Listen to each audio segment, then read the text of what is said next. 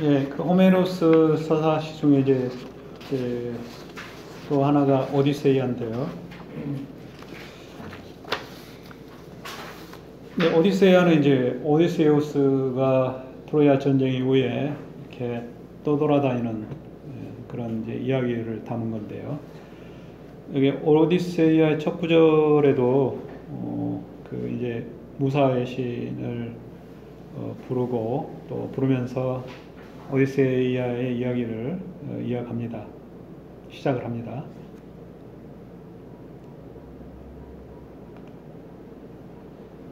예, 거기에 이제 나오는 그 가인이 몇 명 있는데요. 여기에 이제 그 화면에 띄워드린 가인은 데모도코스라고 그래서요. 그 오디세우스가 그 파이아케스 쪽에 그 표류해서 이제 갔을 때 그 노래를 했던 그 인물입니다.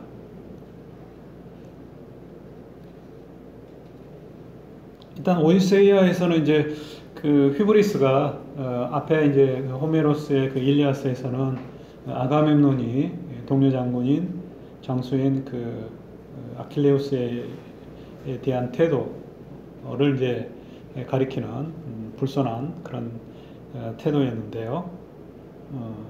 여기 이제 오디세이아에서는 고혼자들, 그러니까 이제 그 오디세우스의 그 고향이 이타케에서 부인인 피넬로페 자기 집에서 이제 페넬로페에게 치근거리면서 또 그 죽치고 앉아서 그게 어떻게 가능한지 모르겠어요. 아무튼 그 지역에 그래도 네노란 그런 젊은 귀족들일 텐데 창피하지도 않는지 나무 그 유부녀 집에 가서 죽치고 앉아서 하녀들하고 놀아나고 또 가산을 탕진하고 여기 이제 기록이 되어 있는데요.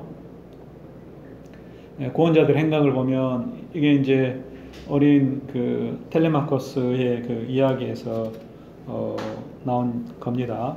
일단 이제 그 아테나 여신이 이제 그 나그네로 변신해가지고 그 이타케 그 오디세우스 집에 가서 아들인 텔레마코스에게 좀 아버지를 좀 어디 가서 찾아봐라 이런 이제 그 주문을 합니다. 그래서 그 나그네로 변신한 그 아테나 여신에게 그 텔레마코스가 이제 이런 이야기를 합니다.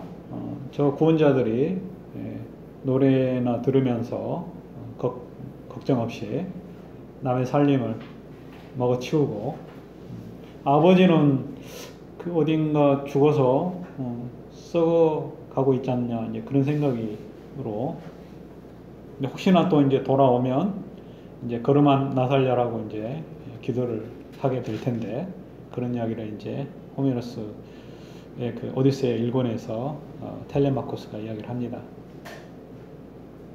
예, 또 스파르타에 가서 그 메넬라우스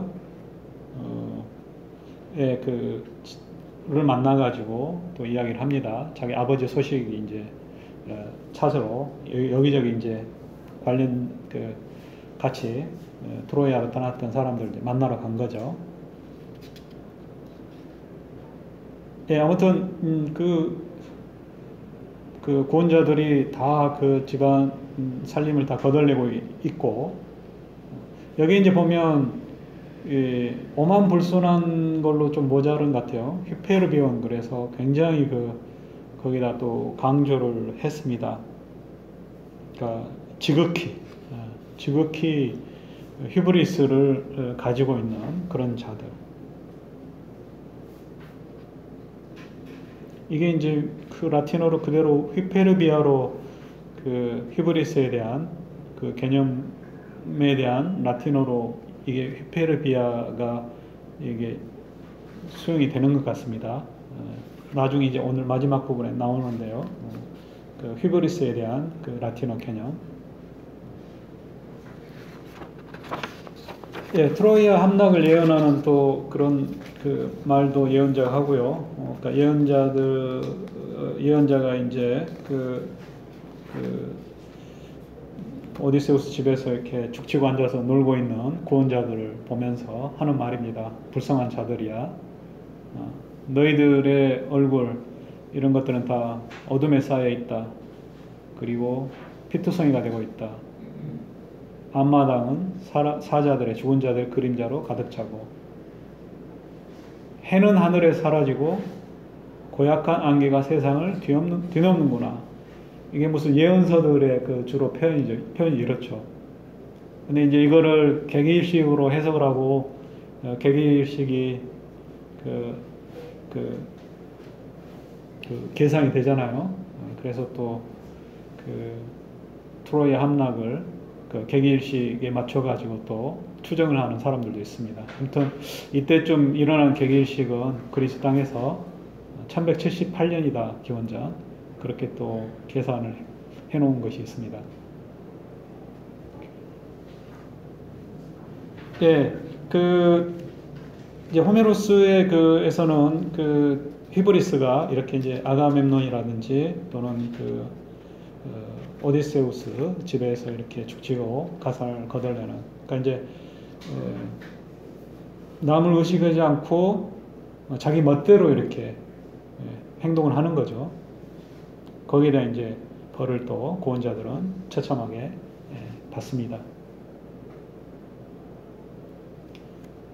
헤시오도스에서는 이제 시대를 구분하면서요, 일과 날이라는 서사시에서, 그래서 황금 시대, 뭐 황금, 은 시대, 뭐 이렇게 금속에 비유를 하죠. 그 다음에 뭐 청동 시대, 또 영웅 시대, 그 다음 마지막에 이제 철의 시대, 이렇게 이제 구분을 하면서 인간이 점점 타락해가는, 그래서 지금 현세에는 이제 철의 시대, 철기 시대로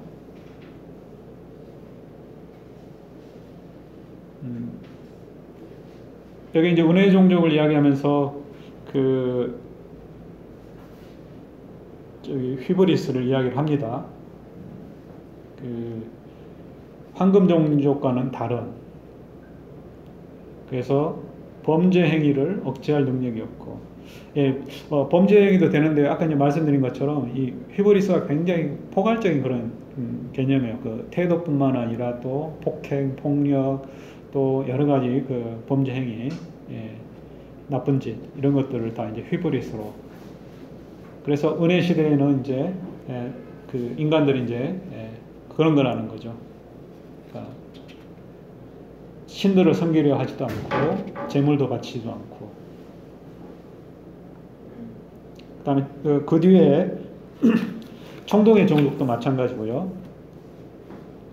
물푸레로 만든 무섭고 사나운 이 종족은, 물푸레 나무가 나온 거는 이제 여기 본문을 번역하신 그분의 각주에 보면 물푸레 나무가 이제 뭐 창이나 뭐 창자루에 이렇게 나무 부분이 있을 때 거기에 썼다. 그래서 창을 뜻하는 거고, 청동창에 끼워진 그런 나무. RS1 전쟁과 폭행에 몰두했고, 여기 이제 폭행이란 말은 누구 한 사람을 뭐 이렇게 때린다 그런 것보다도 전쟁의 상황이니까 뭐 집단적인 어떤 폭력 뭐 이런 걸 의미를 할 것 같아요. 그다음에 철의 종족에서도 이야기를 하고요. 악행이나 범죄, 거기에는 이제 주먹이 고총이라는 거죠. 강한 자가, 힘센 자가 이제 법이고, 그래서 염치는 사라지고, 이 일과 날, 이 서사시는 사실 원래 형인지 아우인지 모르겠어요. 아무튼 제가 이제 형이라고 적어놨는데요. 페르세스하고 이렇게 재산, 원래 이제 헤시오도스가 소아시아 아버지가 출신이에요. 그러니까 오늘날 터키 쪽에서 무역을 하다가 실패해가지고 그리스 중부 보이에티아로 이제 정착을 해서 거기에서 이제 농사를 짓고, 또 아버지가 뭐 남긴 유산을 가지고 또 형제끼리 다툼을 벌였나 봐요. 그러면서 이제 일종의 이제 농경가죠. 그러니까 힘든 농사를 어떻게 계절별로 이렇게 잘 해야 되는지, 어떻게 보면 이제 농부로서 가져야 될 그런 일처리, 또 삶의 태도, 이런 거를 이야기를 합니다. 그러면서 이제 그 신화도 이야기를 하고요. 아무튼 굉장히 힘든 그런 세상이니까 좀 부지런히 열심히 노력을 해서 힘들게 살아가야 된다. 그 부모가 물려준 유산을 챙길 생각을 말고 이렇게.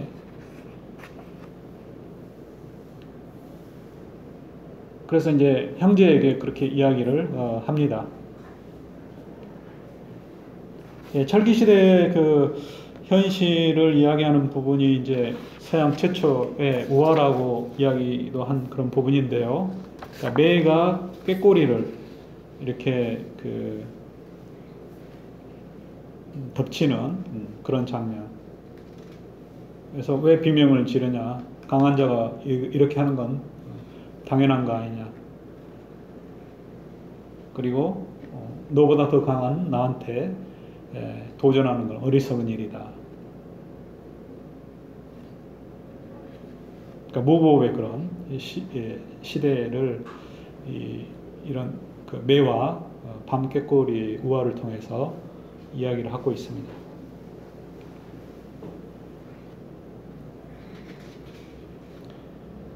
그렇지만 이제 이런 그 무법의 상태를 또 싸움을 멈추게 할 수단이 이제 법이죠. 법. 그게 이제 또 심판자로서 제우스가 내세우는 거고요. 그리고 그런 못된 짓을 하고 무법을 일삼는 그런 사람에 대해서는 벌을 낼 뿐만 아니라, 왜 그런 사람 때문에 온 도시가 또 고통을 받게 되기 때문에.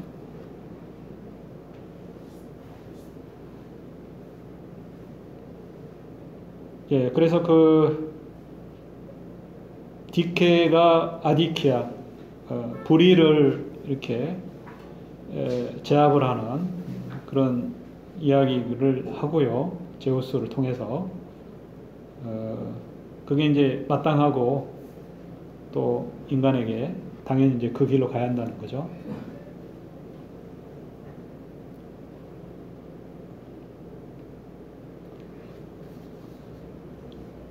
일단 여기 그 일과 날에서 이 헤시오도스가 그런 이제 그 법치를 이야기를 하고요. 또 정직한 노동의 가치를 또 이야기를 합니다.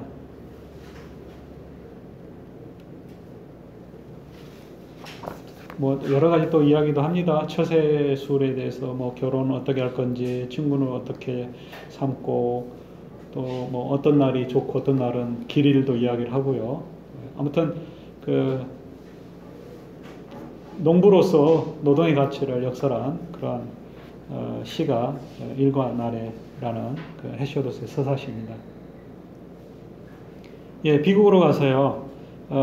비극의 주인공들이 또 보이는 휘브리스가 있습니다. 또 거기에서도 비극의 어떤 그 개념인 또 하마르티아를 찾는 그런 사람들도 있고요.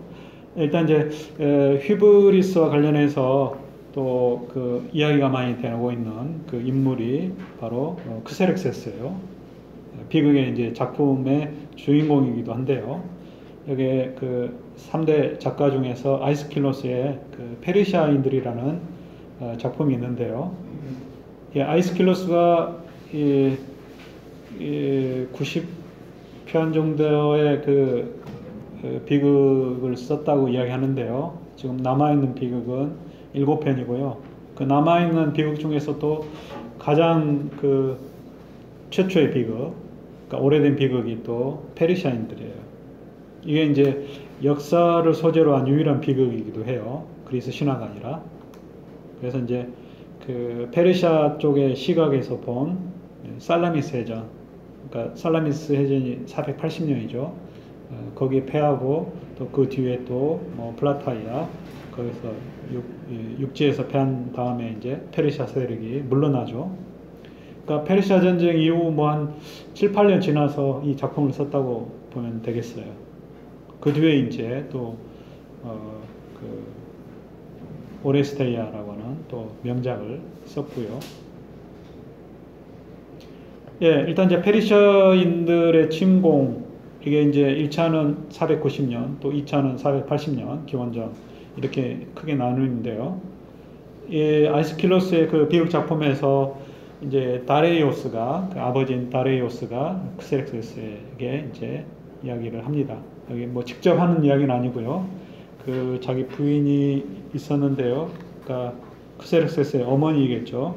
그러니까 이제 크세렉세스는 전쟁을 하러 떠나고 그 부인이 이제 그 어머니가 남아서 자기 남편인 다레이오스에게 이제 무덤에 가서 꿈자리가 좀 사나워가지고 아들이 뭔가 좀 그리스 원정 떠난 아들에게 뭔가 좀 일이 일어나지 않을까, 그래서 이제 무덤에 가서 이제 술 따르고 또 이렇게 그 남편의 혼이 이제 나와가지고 다레이오스가 이야기를 이제 하는 거예요. 그래서 이제 제우스께서 아들에게 이제 그 벌을 내리신다는 거죠. 뭔가 좀 나중에서 이렇게 뭔가 일이 일어날 거라고 생각을 했는데 급하게 빠르게도 아들이 이제 그 그리스로 이렇게 넘어오면서 그 헬레스폰토스라고 하는 그 해협이 있죠. 거기에 한 1000m 이렇게 그러니까 육지와 육지 사이에 이제 바다, 좁은 바다인데 거기에다가 부교 이렇게 배로 이렇게 다리를 만들어서 그 병력을 이동시키려고 했는데 그게 이제 폭풍이 불어가지고 다 없어져 버렸어요. 다 파괴가 돼 버렸어요. 근데 이걸 이제 화가 나가지고 이 바다에 또 뭐 곤장제라고 곤장 몇 대 쳐라 이렇게 부하들 시켜가지고 또 부하들도 이렇게 처벌하고 처단하고, 그게 이제 인간 주제에 어리석게도 신들을, 바다의 신인 포세이돈조차 지배할 수 있을 거라고 생각을 했다는 거죠. 이게 이제 정신 이상이라는 거죠.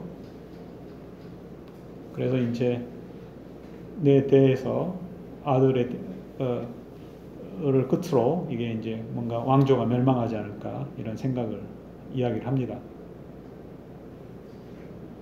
여기 이제 그 페르시아 전쟁의 그 지도인데요.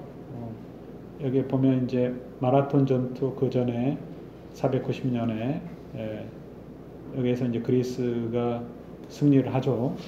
그리고 나중에 이제 살라미스해전 또 플라타이아이 거기에서 또 결정적으로 그래서 물러납니다.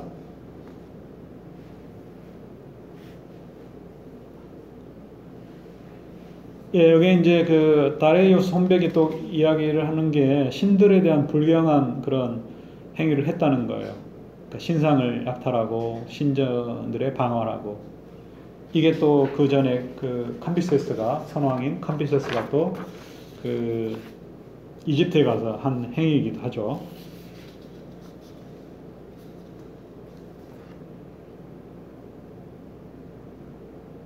그래서 교만의 꽃이 만발하면 미망의 이삭이 패이고 그것이 익으면 눈물겨운 수확이 시작이 된다. 예, 모든 게 다 히브리스에서 이제 비롯된다는 거죠. 그리고 뭔가 세상을 보는 눈이 흐려지고 그러면 이제 그 수확은 이제 처참하다는 거죠. 그 결과는. 이런 것들이 이제 다 신들, 특히 인간들 또 신들의 왕인 제우스가 또 그걸 주관을 해서 그 정의의 길을 이뤄 간다는 거고요.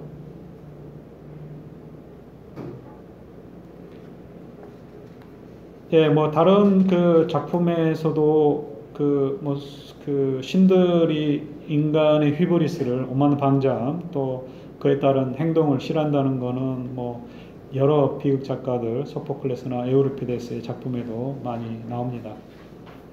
역사에서도 마찬가지고요. 그리스 역사가인 그 헤로도토스에도 비슷한 관념을 가집니다. 여기에 이제 헤로도토스 역사의 그 우리가 역사라는 말이 이제 그리스어인데요. 원래 이제 역사라는 말은 탐구라는 뜻이에요. 그래서 여기 뭐죠? 아리스토텔레스 저술 이름도 그렇고 뭐 동물지라고 하는 그런 것도 사실 동물 탐구. 우리 뭐 사탕, 과탕 그러잖아요. 탐구란 뜻이에요 원래. 그래서 또 플리니우스의 그 히스토리아 나투랄리스 이것도 자연사라고 그러는데 사실 자연 탐구예요. 히스토리아란 말은 원래 그 지역에 가서 또는 직접 뭔가를 대상을 보고서 자기가 관찰을 하고 그걸 기록을 하는 거예요. 예, 헤로도토스는 저쪽 소아시아 쪽 할리카르나소스에서 태어나서 아테네 또 거쳐서 이탈리아 남부에서 또 사망한 걸로 알려져 있는데요. 예, 역사책을 보면 굉장히 여기 이제 구성을 보면 일단 그 역사의 목적을 서술의 목적을 이야기를 해요. 망각되지 않기 위해서. 그리고 이제 앞에 그 첫 글에 나오잖아요. 헤로도토스가 제출하는 탐사 보고서다. 이게 이제 그 Histories Apodeixis 이런 거예요. 탐구, 내가 발로 뛰어서 이렇게 직접 조사한 바를 아포덱시스, 제시를 한다는 거예요. 그 다음에 전쟁의 원인이 뭔지. 그래서 그리스 땅을, 사실 여기에 그 역사는 그리스인들 이야기보다도 이 그리스를 침범하려 했던 그 주변의 국가들의 이야기예요. 크로이소스도 그렇고, 소아시아에, 그리고 퀴로스, 캄비세스, 다레이오스, 크섹세스 다 페르시아 왕들이에요. 이게 이제 왕대가 이렇게 쭉 시간적인 순서로 이렇게 이해가 되는데요. 예, 페르시아 전쟁은 이제 마지막 7, 8, 9권에 이야기가 되고 있고, 그러니까 앞에는 다 전사죠. 예, 오만에 대한 경계는 부와 권력을 거머쥔 크로이소스 왕의 이야기에도 많이 나오고요. 리디아의 왕. 유명하죠. 그 리디아의 크로이소스가 그 페르시아를 넘보다가 결국 이제 멸망을 하고, 사실 이 리디아 크로이소스가 그리스하고 리디아하고 페르시아 이렇게 그 중간지대예요. 그래서 크로이소스가 옆에 페르시아하고 이렇게 붙어서 싸우다가 멸망하는 바람에 이제 페르시아가 그리스 땅까지 넘보게 된 거죠. 예, 아무튼 이 크로이소스 왕도 솔론이 방문했을 때 엄청난 그 휘브리스를 보입니다. 그러니까 자기가 이 세상의 모든 것을 가진 걸, 부와 권력을 다 가진 걸로, 그래서 가장 자기가 행복한 자라고 이렇게 착각을 한 거죠. 솔론이 이제 죽기 전에는 모른다. 그 결말이 어떻게 될지. 예, 여기 이제 그 왕의 그 퀴로스 다음으로 캄비세스가 이제 바로 또 그런 그 아까 말씀드린 대로 이집트에 가서 이렇게 그 무덤을 파헤치고 또 그 신전을 파괴하고 조롱하고 신들을. 그러니까 캄비세스는 그래서 완전히 미친 거다 이렇게 이야기를 합니다. 그 어느 민족이든 관습이 있는데 그걸 그러니까 다른 나라를 침략을 해도 그들의 관습을 존중을 해야 되는데 조롱하거나 그러면 이게 이제 휘브리스라는 거죠.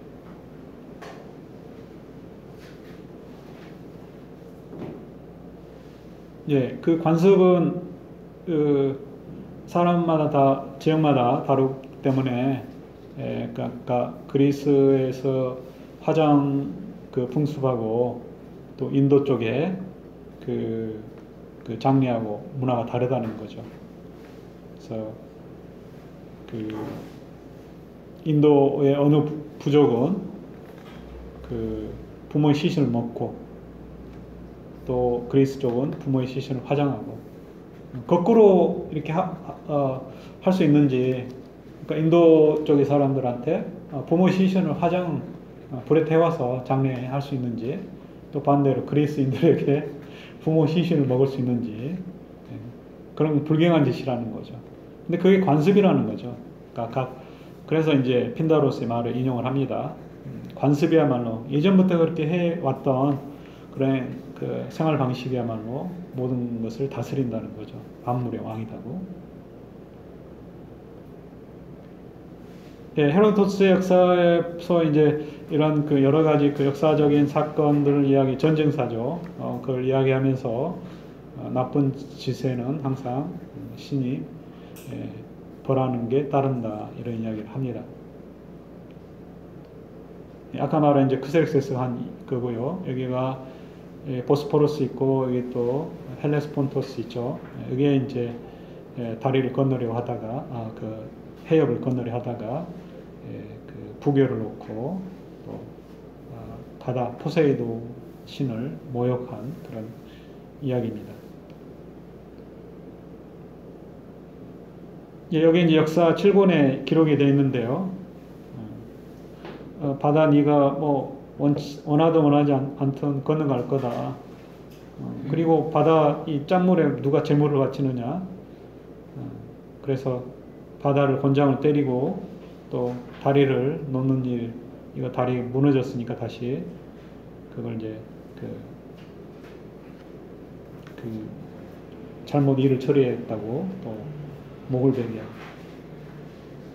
또 그 지역에 또 왕가의 아들을 좀 살려달라고 그러는데 되려 더 죽여버리고 그런 잔혹한 짓을 했어요. 그러니까 4명, 5명의 아들 중 1명만 좀 살려달라 그랬더니 그 1명을 시신을 2조각 내가지고 거리에 병력이 지나가면서 보도록 이렇게 그 전에 이제 퀴로스도 마찬가지로 강물을 욕보이고 다리우스가 가장 그래도 그 크섹세스의 여기 역사책에 이제 그 서술된 왕의 그 3번째가 그래도 가장 좀 현명한 왕이었던 모양입니다. 그래서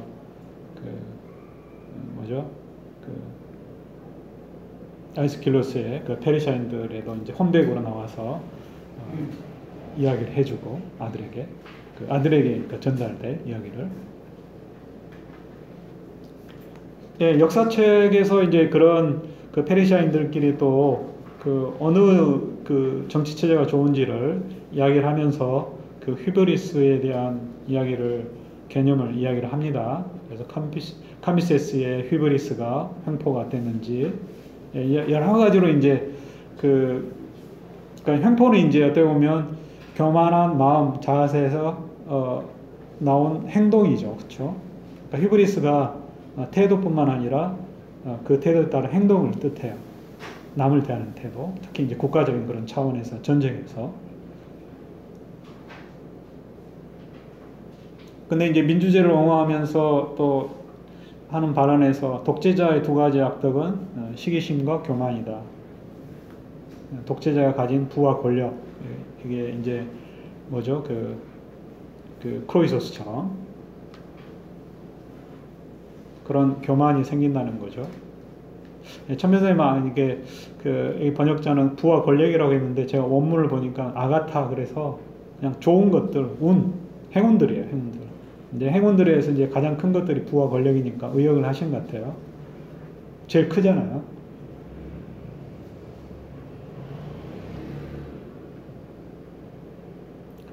또 반대로 다른 그 페르시아인은 과도정을 옹호를 하면서 오히려 민주제의 군중이 더 교만하다. 독재의 교만을 피하려다가 휘브리스를 피하려다가 절제 없는 민중의 선악에 들어간다는 건 용납할 수 없다. 그래서 이제 과도정, 소수 정체를 이제 옹호를 하는 그런 발언을 하는데요. 이 절제 없다는 말도 이제 좀 아콜라스토사 그러면 독일어는 쥐겔로스 그런데요. 그러니까 통제가 불가능한 그런. 그러니까 무절제도 그렇죠. 자기 어떤 욕망 욕구를 컨트롤하지 못하는 거예요. 근데 민중이 이제 바로 그렇다는 거죠. 컨트롤할 수 없는, 통제 불가능한 그런.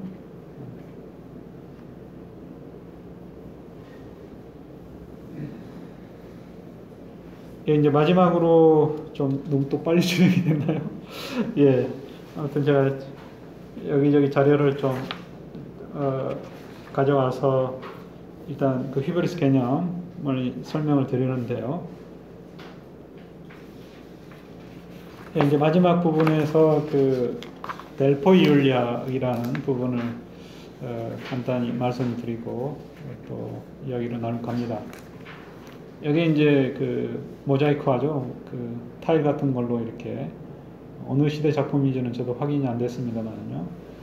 여기 그노티 사우토 이게 이제 알라 자신을 너 자신을 알라라고 하는 또 유명한 그 명구입니다. 예, 사실 소크라테스 말로 알려져 있는데 소크라테스가 유명하게 만든 말이에요. 원래부터 예전부터 있었던 거고요. 특히 여기 이제 델포이 그리스의 그 중심, 그러니까 중앙에 있는 그 도시의 그 신전, 아폴론 신전에 새겨져 있는 그 글귀 중에 하나라고 이야기를 합니다.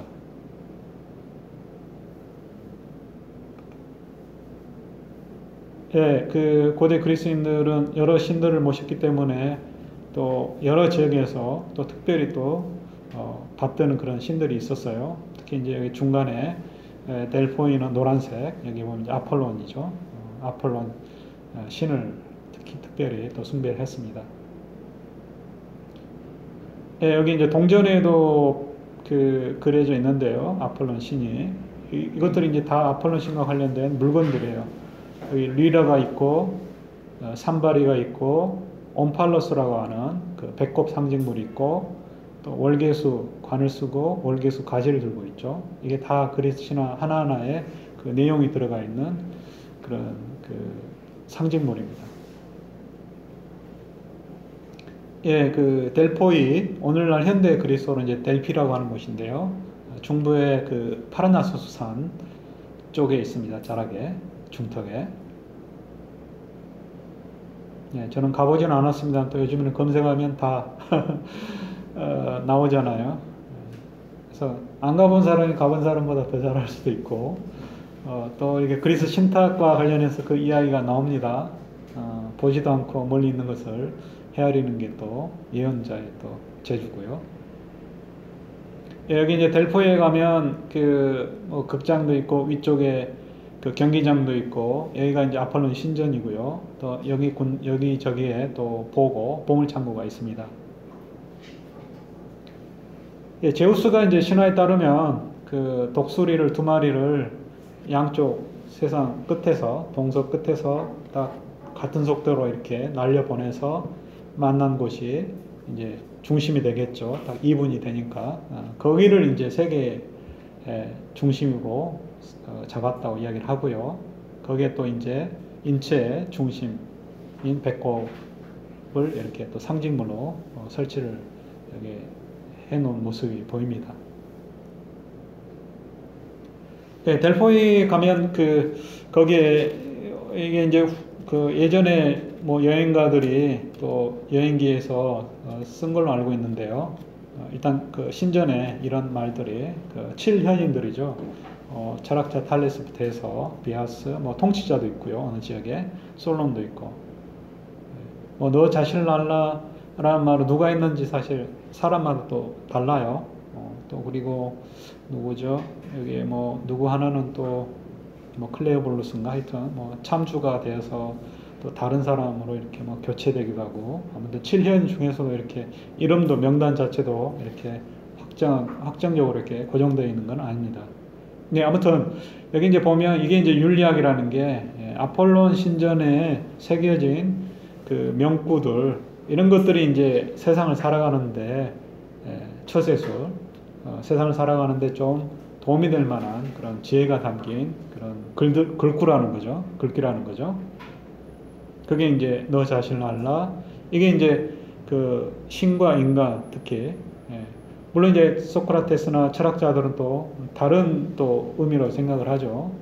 그러니까 너 자신을 알라 말은 인간이 너 자신의 한계 이거를 제대로 알고 처신하라 뭐 그런 뜻도 있고 또 말 그대로 철학적인 의미로 인간 자신 도대체 어떤 존재인지, 그러니까 나 자신, 인간 자신을 알라, 뭐 이런 이야기도 될 수 있고, 또 아니면은 너의 수준, 너가 지금 살고 있는 그런 생활 형편이라든지 뭐 등등.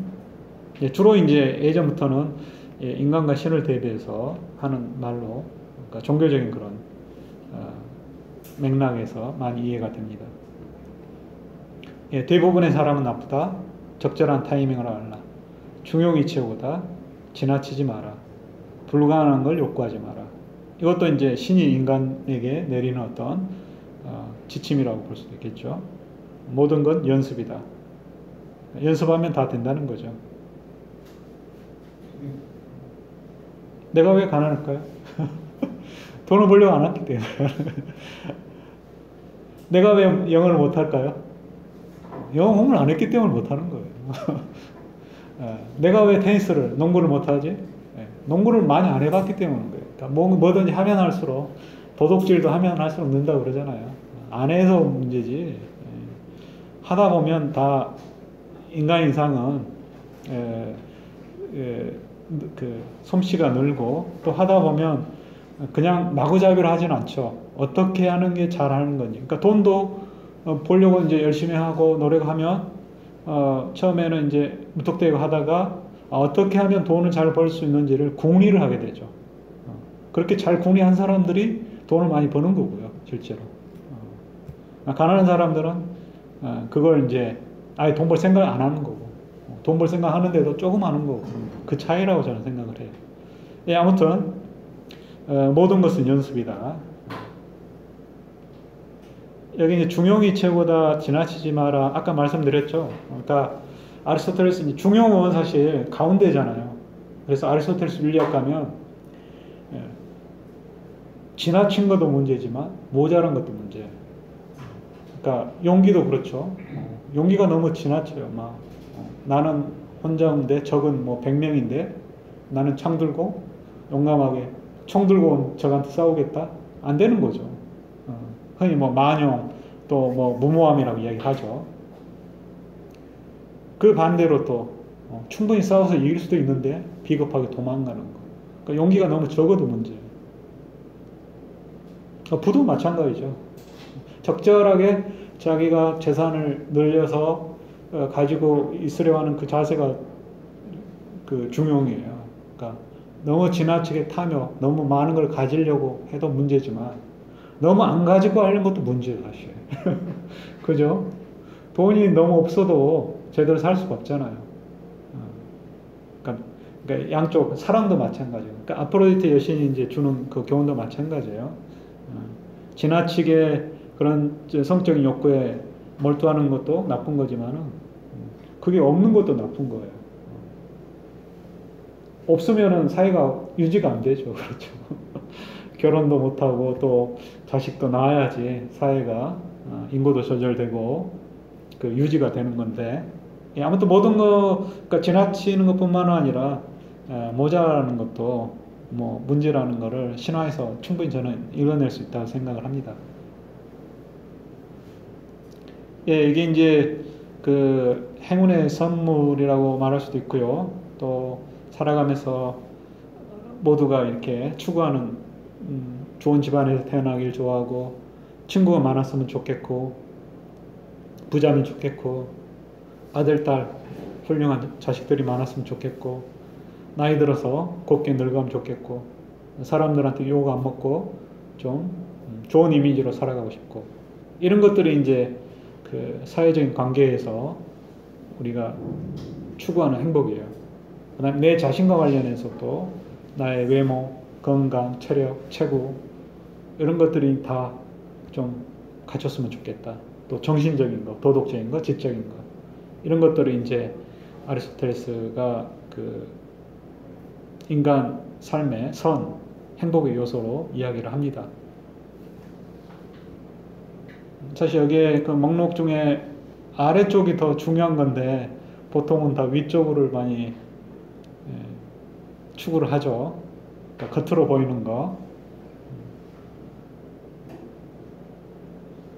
아까 이제 그 말씀을 드렸는데 마지막으로 그 휘브리스라는 이 개념에 일단 이제 그 휘브리스가 없는 그런 상태의 삶, 그런 걸 이제 이상적인 그 삶의 삶을 구현하는 그런 또 그 현인의 모습으로 이야기를 합니다.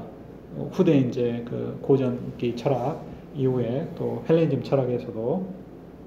그래서 그 라틴어로 이제 수페르비아 그러면 이게 이제 휘브리스로 개념하고 겹치는데요. 특히 이제 그 신을 공경하고 따르는 그런 그 삶. 저는 사실 뭐 신자는 아닙니다. 그렇지만 그러니까 인간들이 뭔가 그 좀 두려워하고 또 그 자기 행동을 좀 뭐랄까요 그 통제를 할 때 그걸 그러게 해줄 수 있는 봐줄 수 있는 그런 존재가 있어야 된다는 점에서 저는 그런 의미에서는 신이 필요하다고 생각을 합니다. 여기에 유명한 그 바흐의 칸타타의 그 1절만 그 소개가 되어 있는 그 시가 있는데요. 원래 그 제가 알기로는 목사라고 알고 있는데요. 미샤엘 프랑크라는 사람이 굉장히 그 많은 그 시를 적어놨어요. 거기에 보면 이제 그 인간이 그 이 전체 그 시의 내용을 보면 인생의 삶에서 우리가 추구하는 그 행복, 또 그걸 통해서 그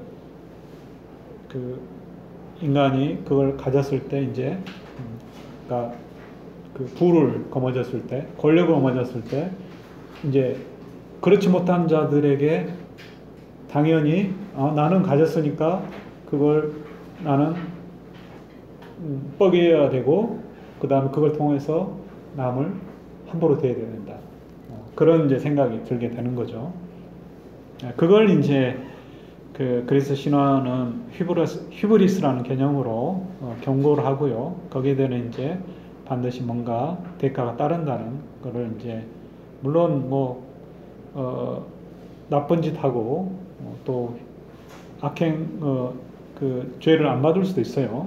그렇지만 이제 그런 것들이 그 하나의 그 억제 장치로 뭔가 있어야죠. 그래야만이 이제 또 인간 삶이 질서가 유지되고 그게 또 제우스라는 이름으로 표현이 되는 것 같아요. 질서를 뭔가를 잡아주는 어떤 존재가. 근데 이제 그리스에서는 내세도 있고 뭐 뭐죠 그 하데스 저승의 세계에서 이제 벌을 받는 것도 있지만은 많은 경우는 또 현세, 그러니까 자기가 바로 이렇게 그 저지른 그런 휘브리스, 온갖 그 무절제한 그런 행동에 대해서 그 죄값을 치르는 일종의 죄죠. 예.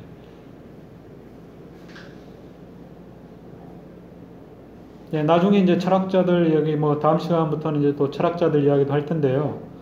뭐 플라톤, 아리스토텔레스 여기서도 분명히 이제 플라톤 같은 경우는 이제 휘브리스를 이야기할 때 참조와 같은 그런 인간을 가리킬 때 많이 쓰는 그런 개념이 이제 바로 휘브리스입니다. 여기 시는 뭐 제가 뭐 시간이 좀 있는지 모르겠습니다만은요. 일단 여기 보면 인간의 삶, 세월, 또 인간의 즐거움, 기쁨 이렇게 시시각각 변한다는 거죠. 항상 즐거울 수만도 없고 또 항상 괴로운 사람도 없어요. 인간의 미 아름다움도 화무 11호 그러죠. 금방 시들어요. 젊음도 그렇고 인간의 권력, 힘도 그렇고 오늘날 뭐 조그만 병에도 쓰러진다고 그러잖아요. 오늘 또 신문 본 적이 포털 보니까 기사 보니까 영국에서 뭐 주화라고 이렇게 파티 벌이다가 확진자가 확 늘었더라고요.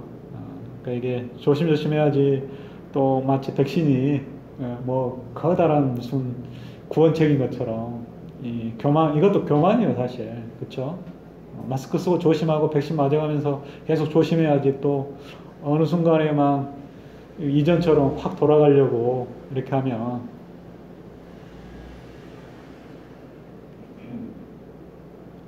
예 인간의 행운도 럭비공이죠. 어디로 튈지 몰라요. 명예란도 그렇고요. 아킬레우스하고 아가멤논 사이를 보면 알잖아요.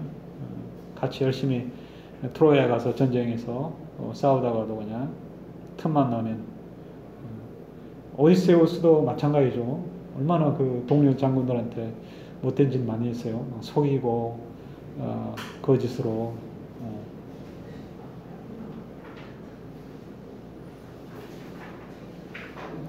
인간의 지식도 마찬가지고요. 점점 지력을 나이가 들수록 잃죠.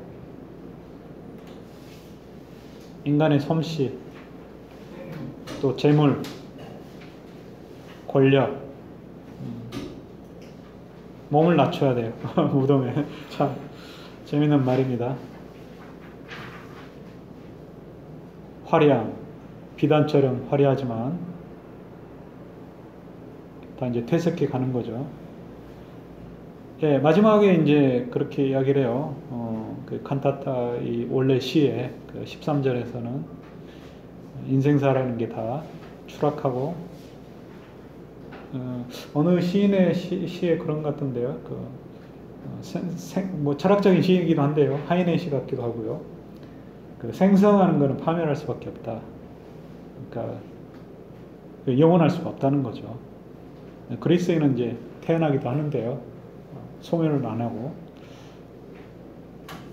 예, 아무튼 저는 뭐 그 신앙심은 없습니다만 또 신은 정말 믿고 싶습니다. 좀 모순되나요? 아무튼 특정 종교는 없습니다. 무신론자인데 사실 살다 보니까는 그래도 뭔가 인생을 살아가면서 경외심이 있어야겠다. 하여튼 절대적인 존재자에 대한 뭐 특정 종교처럼 뭐 밭으로 모시지 못하지만 예, 아무튼 그런 경외심이 있고 또 이게 이제 다 그 인간 삶이 혼자만의 삶이 아니기 때문에 남에 대한 어떤 배려 그걸 이야기하는 거죠. 기본적으로 히브리스라는 그런 거예요.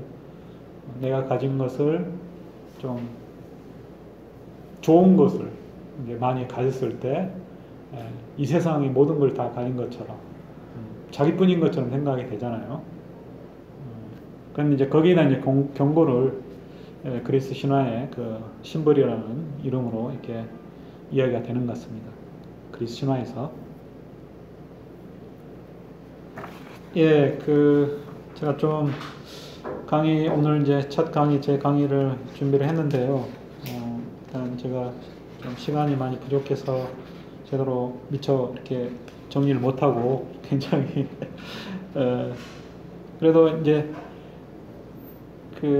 프린트물을 제가 따로 드릴 수 없고 그냥 관련 자료를 좀 이렇게 주려고 그 PPT를 작성을 했어요. 그래서 거기에 이제 또 많이 글귀도 들어 있고요. 또 그림이라든지 이런 것도 있으니까요. 그거 보시고 또 관련 여기 독서 아카데미가 그런 거잖아요. 일단 이런 강의를 통해서 또 고전이라든지 이런 것들을 관련 도서를 좀 심도 있게 천천히 읽어보는 그런 시간을 갖게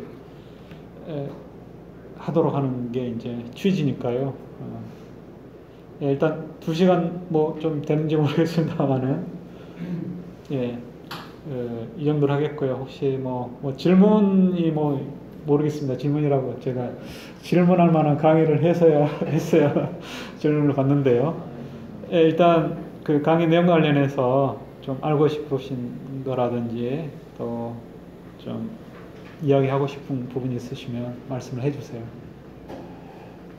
오늘 여기 오프라인 강의 5번 오셨는데요. 예.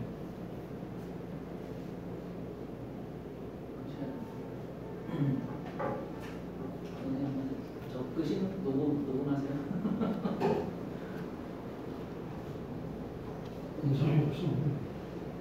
저기 저는요, 선생님. 예. 그 신의 심벌이 여기 역사에서는 이제 그 복수, 그러니까 인간이 복수하는 것 쪽으로 많이 가잖아요. 근데 사실 이제 불안하니까 신탁을 물어보는 것도 굉장히 많이 나오고, 그렇죠? 여러 개. 그 전쟁을 해야 되냐 마냐부터 시작을 해서. 근데 처음에 아스테기우스 그 신하 뭐지? 히파르고스가 뭐 이렇게 보고하는 거 있잖아요. 자기 아들을 죽이는 거였는데 인간의 보고 이런 게 굉장히 세다는 느낌이기 때문에 확실히 신화에서 역사로 넘어간다 뭐 이런 거 같아요. 왜냐면 납치하는 것도 처음에 나오잖아요. 이오나 뭐 에우로페 이런 거를 다 그 상인들이 이렇게 납치를 하는 걸로 이렇게 해석을 하는 걸 보면 인간이 복수하는 그런 쪽으로 한다. 그렇게 좀 보이는데 그 아이스로 페르시아인의 뭐 이런 역사 같은 거 다 하더라도 똑같은 걸 해석을 하더라도 그러니까 이제 그 남의 땅을 침범하는 자체가 사실 히브리스죠. 일단 자기 땅을 만족하지 못하고 이웃 나라로 가서 넘보는 거잖아요. 네. 가만히 남이 침범을 안 했는데 때리지도 않았는데 먼저 때리는 거잖아요. 그런 거기 때문에 그것도 일종의 이제 폭력을 행사하는 거고요. 그러니까 이제 개인 간의 갈등뿐만 아니라 이제 집단, 국가 간의 이제 갈등도 마찬가지로 그 평행 관계가 있는 거죠. 유사성이. 그러니까 이제 글쎄요. 근데 일단 이제 그 뺏으려고 하는 자, 안 뺏기려고 하는 자가 이게 이제 인간도 그렇고 나라나 뭐 조직도 집단도 그렇고 일단 그 가지고 있는 게 불평등 같지가 않기 때문에 많이 가진 자가 적게 또는 적게 가진 자가 똑같이 가지려고 이렇게 하는 거잖아요. 근데 이제 그런 불평등한 그 또는 다른 그 조건에서 남을 어떻게 이해를 해야 될지 타인 또는 타 국가를 그게 이제 문제인 거죠, 사실 기본적으로. 그게 제일 두 가지가 다 섞여 있는 것 같아요. 심벌이라는 것도 있고. 사마천 사기에 보면은 그 엄청난 복수, 뭐 삶아먹고 뭐 이러는 거 많이 나오고 그런 것 같이 그 인간이 내리는 보복이 섞여 있다니 반반인 것 같은 사례로. 그러니까 엄청나죠. 사실 그 그리스 신화 보면 또 이렇게 그 형제 자식들을 삶아서 뭐 또 메데이아 경우는 저기 펠리아스 딸들 시켜서 또 해춘 시켜준다는 그 비법을 가르쳐 준다고 딸들이 자기 아버지를 삶게 만들고 또 뭐 여기 뭐죠 그 아가멤논 같은 경우는 또 딸을 제물로 바치고 인신공양이잖아요. 그러니까 우리가 흔히 알고 있는 그리스의 그 문명 그러면 아주 문명인 네, 나온 것처럼 굉장히 그런데 사실 그리스 신화를 보면 굉장히 그 야만적인 그런 요소들이 많아요. 그게 이제 그리스 신화가 자생적인 거가 아니라 일부 그 주변국의 신화에서 들어온 거고 원래 신화 자체가 뭐 그런 요소가 있는 것 같습니다. 일단은 비합리적이고 그러니까 뭐가 안 되면은 사람을 바쳐서 제물로 바쳐서 소원을 빌고 이런 것들이 이제 그래서 이제 플라톤은 그런 그 신들의 그 부도덕한 그런 측면 신화에 나오는 그리스 신화에 신들뿐만 아니라 하여튼 그런 그 부도덕한 그런 그러니까 이러면 안 된다는 거죠. 인간사에서 간통하고 사기치고 살인하고 전쟁 일삼고 이런 것들이 다 신화에 나오는데 그거는 이제 신들의 세계에서 배척을 해야 한다는 거죠. 그래서 이제 좀 철학자들의 그 시대에 들어서면서 일단은 이제 기존의 신화하고 떨어진 그 기존의 다신론적인 그런 그 신의 모습에서 이제 유일신 오늘날 우리가 생각하는 것은 신 선하시고 완전하고 영원 불멸하고 뭐 전지전능하고 이런 것들이 이제 좋은 쪽만 다 인간의 요소는 이제 다 배제되고 그게 이제 그 크세노파네스라고 하는 그 철학자에서부터 이제 출발점이 어떻게 보면 되죠. 신이 인간을 닮아서는 안 된다. 신은 인간과 다르다.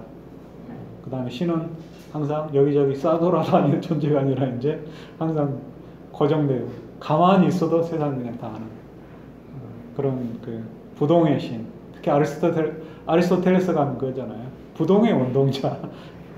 가만히 있으면서 이 세상을 움직여요 다. 그리고 움직이는 방식도 아리스토텔레스에서는 열심히 막 플라톤, 조물주처럼 데미우르스처럼 막 또 기독교 하나님처럼 만들고 막 그런 거 있잖아요. 근데 아리스토텔레스는 모르겠어요. 이 세상을 어떻게 다 만들었는지 그거는 설명은 없는데요. 아무튼 이 세상이 변하는 거는 다 신에 의해서 변하는데 저절로 변한다는 거예요. 그걸 이제 아리스토텔레스는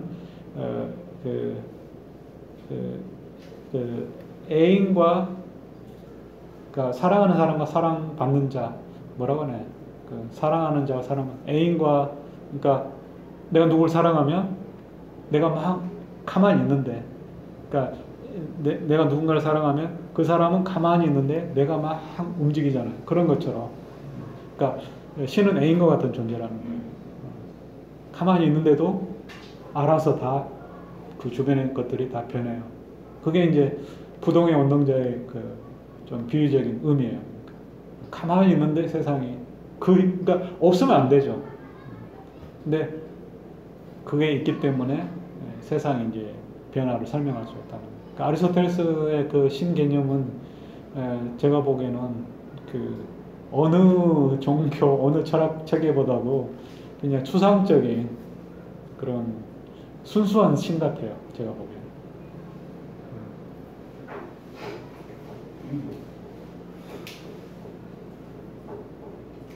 예, 일단 뭐 오늘 또 이야기에 이어서 또 다음 시간에 플라톤 주로 이제 국가편을 이야기를 할 것 같은데요. 또 다른 저술도 있고요. 플라톤이 굉장히 신화를 많이 이야기를 해요. 대화편에서. 그 신화를 이야기하는 거는 또 그거잖아요. 하나의 이제 예시예요. 예시. 그러니까 이제 추상적인 어떤 철학, 뭐 정의론 이런 거 이야기할 때, 뭐 기계에서의 반지 이런 것부터 시작을 하는 거예요. 그러니까 내 마음대로 세상을 아까 이제 매와 밤개꼬리 이야기했잖아요. 내 마음대로 내가 능력이 있으면 내 마음대로 나한테 가령 뭐 도깨비 감투라든지 뭐 투명 이런 거 내가 보이지 않는 남이 나를 못 보고 그래서 내가 다른 사람들을 내 마음대로 할 수 있다면 내가 정말 착하게 살까? 내가 투명인간이 되면 당장에 내가 평소에 때려주고 싶은 놈 가가지고 먼저 한번 지워받겠다는 생각이 대부분일 거예요. 그러니까 좋은 일보다는 자기가 평소에 하고 싶었는데 벌을 받을까봐 못하는 그런 일들을 먼저 할 거예요. 당장에 가서 은행을 턴다든지 훔친다든지 아니 그럼 뭐 어디 몰래 뭐 여탕에 가서 뭐 여자를 본다든지 아무튼 그런 욕구 자기의 어떤 충족되지 못한 그런 모든 욕망 욕구들을 억제된 그거를 이제 마음대로 하고 싶어 그런 것들이 있을 거예요. 예, 아무튼 플라톤 다음 시간에 말씀을 드리고요.